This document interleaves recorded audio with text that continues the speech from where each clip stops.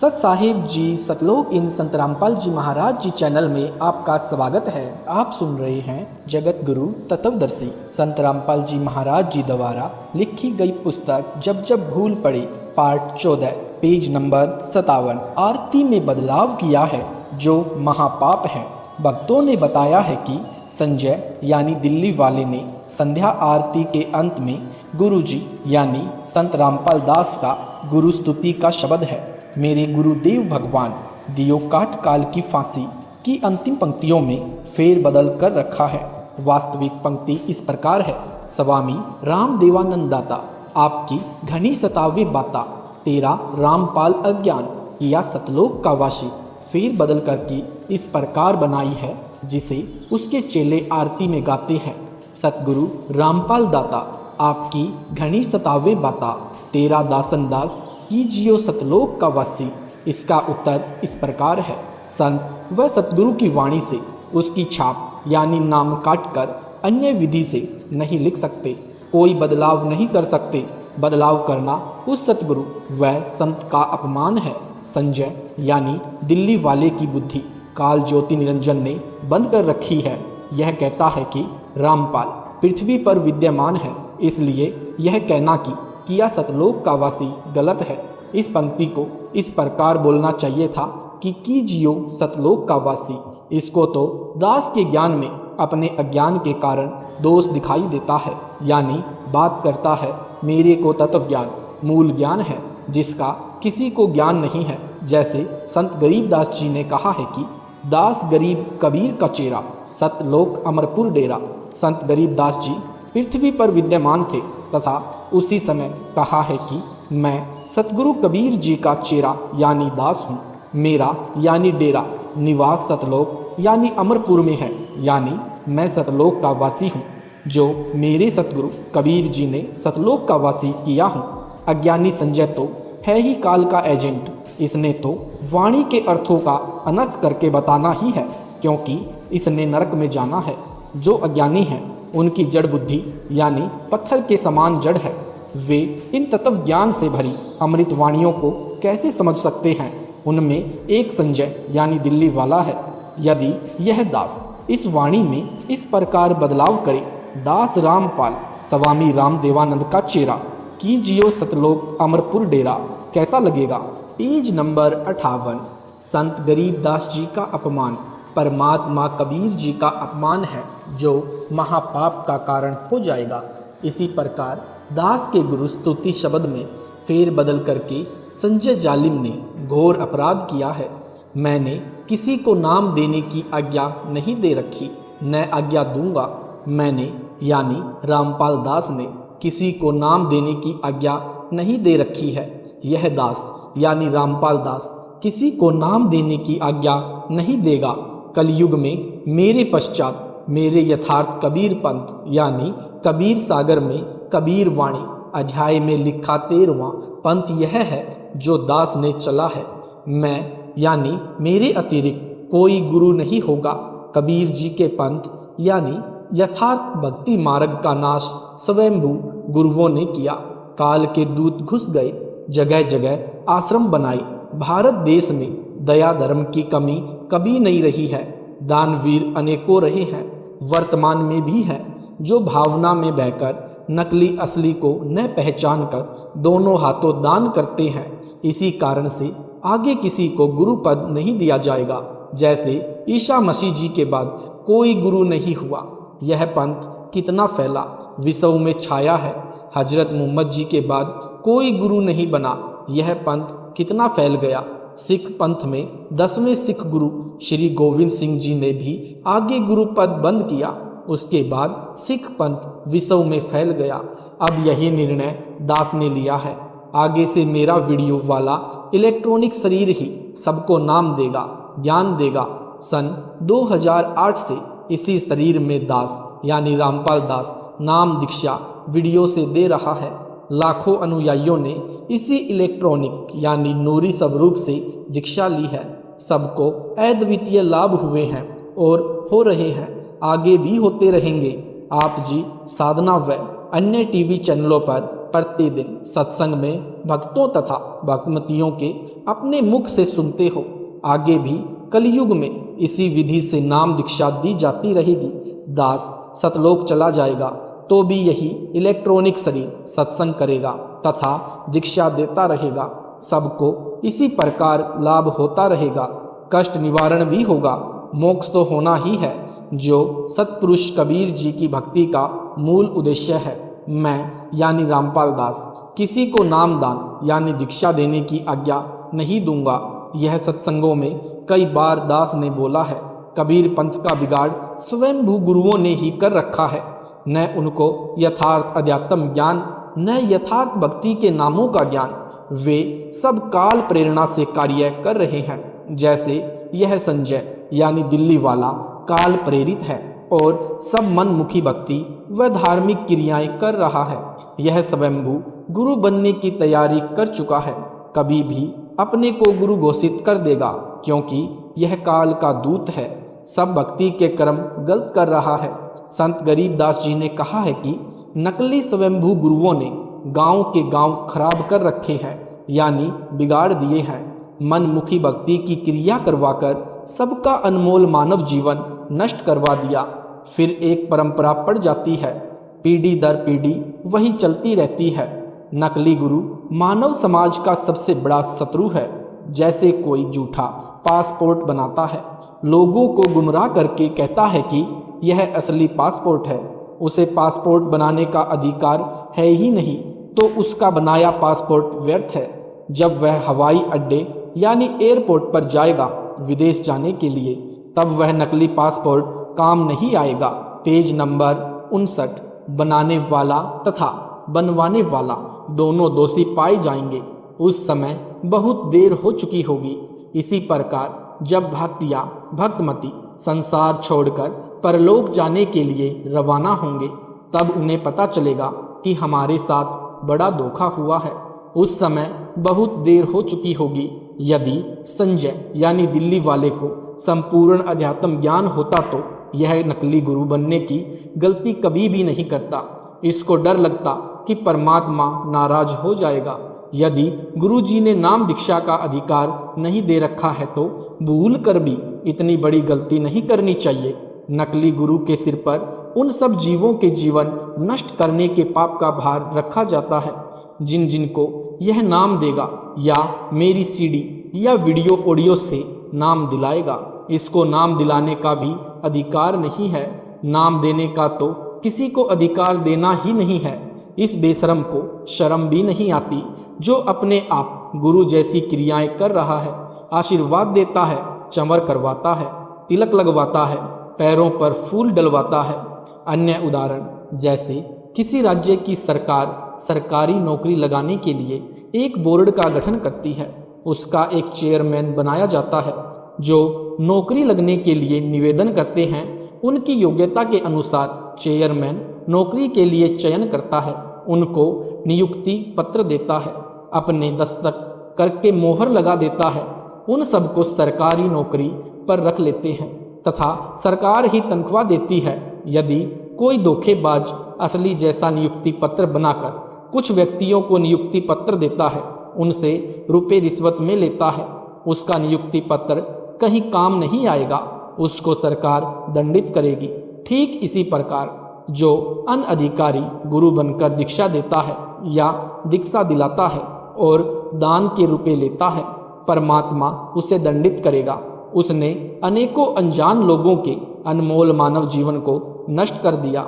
संत गरीबदास जी ने कहा है कि गरीब गुरुवा गाम बिगाड़े संतो गुरुवा गाम बिगाड़े, ऐसे कर्म जीव के ला दिए ईब झड़े नहीं झाड़े। झूठे गुरु को लितर मारे, घर के काट घसीटे, या के पीटे पाप नहीं है, या को निश्चय पीटे। अर्थात नकली स्वयंभू गुरु इतना हानिकारक है कि वह पूरे गांव के भोले व्यक्तियों का मानव जीवन नष्ट करवा देता है। ऐसे शास्त्र विधि रहित भक्ति कर्म करवाता है जिनसे मोक्ष नहीं हो सकता। पूरा गांव उसी गलत साधना पर दृढ़ हो जाता है, समझाने से भी नहीं छोड़ता। नरक में जाते हैं, परेत का जीवन जीते हैं, महाकष्ट उठाते हैं। संजय यानी दिल्ली वाला मृत्यु के बाद भूत बनेगा। इसकी समाधि उसी गांव में बनाई जाएगी। फिर इसके अनुयायी उस यादगार की पूजा किया करेंगे। ऐसे यह जालिम अनेकों मानवों का जीवन नष्ट करेगा। यह प्रेत बनकर यहीं रहेगा। ऐसे जालिमों से मानव को बचाने के लिए परमात्मा ने दास से यह यथार्थ कबीर पंथ प्रारंभ करवाया है, जो उन्होंने 600 वर्ष पूर्व ही बता दिया था। वही आज सफल हुआ है। इसमें यह संजय यानी दिल्ली वाला नामक कीड़ा लगा है। इससे बचाव के लिए यह पत्र एंटीबायोटिक यानी रोगनाशक औषधि का काम करेगा। जो इसको मन लगाकर पढ़ेगा उसी पर असर करेगा। उसका मानव जीवन नष्ट होने से बच जाएगा। मानव जीवन बहुत अनमोल है। इसके एक श्वास की कीमत इतनी है जो परमेश्वर कबीर जी ने बताई है कि कबीर कहता हूँ कहीं जात हूँ, कहूँ बजाकर ढोल। श्वास जो खाली जात है वह 3 लोक का मोल। अर्थात मानव शरीर प्राप्त प्राणी के एक श्वास की कीमत 3 लोकों यानी स्वर्ग, पाताल व पृथ्वी लोक के समान है। यह श्वास बिना सत्य भक्ति के खाली जाता है तो मानव को अत्यधिक हानि होती है। Page number 60। जो नकली झूठे गुरुओं से दीक्षा लेकर भक्ति व दान आदि करते हैं उनको भी यही हानि होती है। यही श्वास यदि पूर्ण गुरु जो दीक्षा देने का अधिकारी है तथा यथार्थ नाम जाप को देता है उससे दीक्षा लेकर स्मरण में लगाया जाए तो उस सतनाम की श्वास उस श्वास के एक जाप से कितना कीमती हो जाता है वह संत गरीबदास जी ने बताया है। सतनाम पालड़े रंग होरी हो, 14 लोक चढ़ावे राम रंग होरी हो। 3 लोक पासंग धरे रंग होरी हो, तो ना तुले तुलाया राम रंग होरी हो। अर्थात पूर्ण सतगुरु जो सत्य दीक्षा देने का अधिकारी है उससे दीक्षा लेकर सतनाम का एक स्मरण श्वास उस श्वास से किया जाए तो उसकी इतनी कीमत हो जाती है जो वाणी में बताई है। उसको इस प्रकार समझे, यानी तराजू जिसे तखड़ी भी कहते हैं। गांव में तो आज भी घरों में प्रयोग होती है। एक काष्ठ की मजबूत डंडी यानी लकड़ी जो लगभग 3 फुट लंबी व 2-2.5 इंच की परिधि की गोल होती है। उसके दोनों सिरों पर लोहे की चद्दर के पलड़े रस्सियों से बांधे जाते हैं। उसके मध्य में एक रस्सी को डांडी में सुराख करके बांधा जाता है जो 2-3 इंच बड़ी होती है, मोटी 1 इंच होती है। उसे पकड़कर तराजू से सामान तोला जाता है। जब सामान तोला जाता है तो तराजू को जांचा जाता है कि इसमें कोई खामी यानी एरर तो नहीं है। यदि डंडी सीधी नहीं होती है तो और दोनों पलड़े एक रेखा में नहीं होते हैं तो उस तराजू में त्रुटि है। उसको कहते हैं कि तराजू में पासंग है। पासंग ठीक करो, कुछ दाने पासंग में रखो, तब यही परिणाम देगी। मान लो चने तोलने हैं और तराजू में कमी है तो उस पलड़े में कुछ चने रखे जाते हैं जो ऊपर उठा होता है। चने डालकर पलड़े एक रेखा में लाए जाते हैं। वे मुश्किल से मुट्ठी भर होते हैं जिनमें तराजू के दोनों पलड़े सीधे रेखा में हो जाते हैं। वे चने मात्रा में 20 या 30 यानी मुट्ठी भर होते हैं तथा कुल तोले जाने वाले चनों की मात्रा 10 मन यानी 400 किलोग्राम भी हो सकती है। जिस पलड़े में मुट्ठी भर चने पासंग में रखे थे उधर बट्टे यानी वेट रखे जाते हैं। जो चने पासंग वाले हैं वे सौदे में नहीं गिने जाते, वैसे ही पलड़े में पड़े रह जाते हैं। उनकी तो सौदे में गिनती भी नहीं होती। ठीक यही उदाहरण देकर संत गरीबदास जी ने समझाया है कि एक श्वास उस श्वास से सतनाम का स्मरण करने से साधक के एक जाप की इतनी कीमत होती है कि तराजू के एक पलड़े में पूर्ण सतगुरु जिसे उसके गुरु जी ने दीक्षा देने का अधिकार दे रखा हो उससे दीक्षा प्राप्त करके किया सतनाम का एक श्वास उस श्वास का स्मरण रख दे। दूसरी ओर एक ब्रह्मांड में बने 14 लोकों यानी ब्रह्मा का लोक, विष्णु का लोक, शिव का लोक, देवी दुर्गा का लोक, इंद्र का लोक जो स्वर्ग से भिन्न राजधानी रूप में है, वह धर्मराय का लोक, ज्योति निरंजन का लोक यानी ब्रह्म लोक, महत लोक, गोलोक आदि आदि को तथा रख दे, या 3 लोक यानी स्वर्ग लोक, पृथ्वी लोक तथा पाताल लोक को भी तो पासंग के स्थान पर यानी धरे रखे, तो भी एक सतनाम का विधिवत किया श्वास उस श्वास से समरण वाला पलड़ा भारी रहेगा, वह उठेगा भी नहीं। परमेश्वर जी आपकी काल के दूतों यानी पागल कुत्तों पवन तथा संजय से रक्षा करे। इन दोनों को मैंने गुरुद्रोही घोषित कर रखा है। गुरुद्रोही की मानसिक स्थिति पागल कुत्ते जैसी हो जाती है, वह इधर उधर भटकता है, जिसको भी काटता है उसे भी पागल कर देता है। Page number 61। सर्व संगत को पता हो कि पवन को जयपुर में नामदान की सेवा दे रखी थी। उसने दान में लाखों का घोटाला किया और संजय दिल्ली वाले से मिलकर संगत में अपनी इच्छा से मैसेज भेजने लगा। मेरे को पता चला तो पवन की नामदान से सेवा समाप्त कर दी। उस दिन के पश्चात इसकी कमाई बंद हो गई। यह बौखला गया तथा मेरी प्यारी संगत के कुछ जिम्मेदार समर्पित भक्तों बहनों बेटियों पर कीचड़ उछालने लगा। मुझे पता चला कि संजय दिल्ली वाला और पवन दोनों मिलकर मेरे अनुयायियों को झूठ बोलकर मेरी जमानत करवाने के उद्देश्य से लगभग 50 लाख रुपए ठग चुके हैं। उन रुपयों का दुरुपयोग कर रहे हैं। मेरे द्वारा करोड़ों वर्षों से उलझे अध्यात्म ज्ञान को सुलझाने के पश्चात बनाई पुस्तकों व सत्संग DVD को पढ़कर सुनकर संजय तथा पवन विद्वान सिद्ध करने के उद्देश्य से सुलझे हुए ज्ञान का अड़ंगा बनाकर पुस्तकें बनाकर कर्म बिगाड़ रहे हैं। ये दोनों ऐसे विद्वान थे तो पहले क्यों नहीं लिखी पुस्तकें। ये दोनों अब भी बोले अनुयायियों को झूठी तथा यानी झूठी कथा सुनाकर मेरे खास वफादार सेवकों को, जो कोऑर्डिनेटर हैं, ट्रस्ट के सदस्य हैं तथा राष्ट्रीय समाज सेवा समिति के प्रधान या पदाधिकारी व सदस्य हैं, उनको अखबारों में छपी तमाम झूठी अफवाहों को आधार बनाकर बदनाम कर रहे हैं। मेरे विषय में मीडिया में सब झूठ छपा था। यह सरकार का षड्यंत्र था। ये दोनों गुरुद्रोही चाहते हैं कि सर्व संगत मेरे से भी हटकर इन पागल कुत्तों के साथ लग जाए और इनको दान दक्षिणा देवे।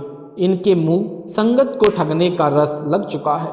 इनकी हर कोशिश है कि किसी तरह संगत का भाव खराब करके नाम समाप्त करवा दे, क्योंकि ये काल के दूत हैं। ये स्वयं तो नरक की तैयारी कर चुके हैं। आप सबको भी खींचना चाहते हैं। परमेश्वर कबीर जी आपको सुरक्षित रखे। इनकी भावना इस बात से स्पष्ट है। कहते हैं कि संगत हिसार क्यों जाती है, यानी इनके पास क्यों नहीं आती। विचार करो, गुरुदेव हिसार हैं तो आप कहाँ जाओगे। सांप अपनी मणि को मुख से निकालकर बाहर रखकर सुबह के समय जब कुछ अंधेरा होता है घास पर गिरी ओस जल को चाटता है। सर्प से मणि छीनने वाले एक लोहे के तसले की नली यानी बॉटम में नुकीली कीले वेल्ड कर लेते हैं। दूर रखी मणि पर अचानक तसले को उल्टा रखकर दौड़े जाते हैं। सर्प उस मणि की रोशनी में ओस जल चाट रहा होता है। उसी समय दौड़कर मणि के ऊपर रखे कील लगे तसले पर फन मारने लग जाता है। मणि के वियोग में उसे प्राप्त करने की तड़फ में फन मार मार कर लहूलुहान होकर मर जाता है। वह अपनी महबूब वस्तु के लिए प्राण दान कर देता है। बेशक मणि ना मिलो, परंतु प्रयत्न में कसर नहीं छोड़ी। मेरे प्यारी संगत को इस दास ने सन 1994 से लेकर सन 2014 तक माता की तरह सत्य भक्ति मंत्र देकर तथा दान धर्म करवाकर आशीर्वाद देकर पाला पोषा है। क्या आप सरप से भी गए गुजरे हैं कि गुरु के ऊपर रखे जेल रूपी तसले पर माथा भी नहीं टेकना चाहोगे। मैंने अपना सर्व जीवन आपको सुखी तथा फलते फूलते देखने के लिए न्योछावर कर दिया है। आपको स्वयं सोचना है कि आपका क्या कर्तव्य बनता है। सत साहिब जी, इस वीडियो के बनाने का उद्देश्य हमारा किसी को भी नीचा दिखाना या किसी की भावनाओं को ठेस पहुंचाने का नहीं है। इस वीडियो के बनाने का उद्देश्य हमारा भक्त समाज को राह दिखाना है। अगर आपको यह वीडियो अच्छा लगा है तो वीडियो को लाइक करें, शेयर करें, कमेंट करें और अगला पार्ट सुनने के लिए हमारे चैनल को सब्सक्राइब जरूर करें। सत साहिब जी, मिलते हैं अगले पार्ट के साथ।